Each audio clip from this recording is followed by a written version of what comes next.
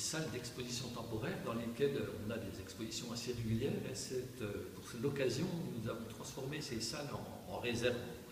Donc pour une opération qui s'appelle le musée mis à nu, on est dans le chapitre 1 d'une vaste opération qui va prendre plusieurs années puisqu'on a décidé de travailler sur l'ensemble des collections de peinture qui étaient en réserve jusqu'à maintenant.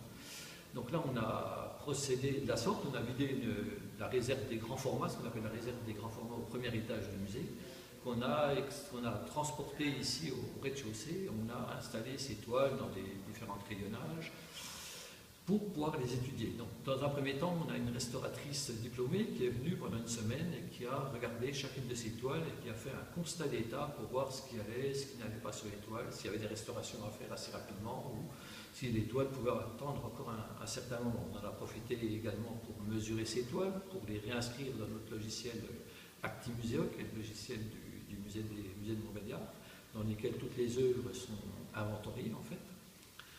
Et ces œuvres vont être aussi photographiées. On va essayer de les photographier pour celles qui n'ont pas encore de photographie. On va vraiment les étudier jusqu'au 17 août.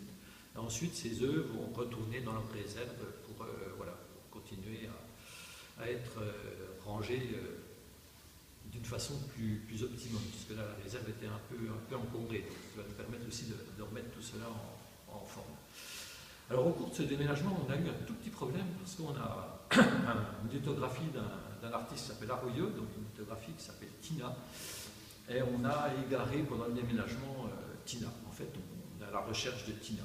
Heureusement, on a une classe de C1 ou de CE2 du petit Chénois qui avait travaillé quelques semaines auparavant sur des reproductions de cette œuvre. Donc, il a étudié sous toutes ses formes et qui a fait des tas de peintures, de dessins, d'œuvres presque en 3 dimensions de Tina, ce qui nous permet d'avoir une trace qui reste. Donc là, on aimerait bien quand même retrouver la vraie Tina. Donc je lance un appel à tous ceux qui vont voir ce message. Donc essayez de nous aider à retrouver Tina pour qu'on puisse la réinstaller au musée. Merci vraiment de nous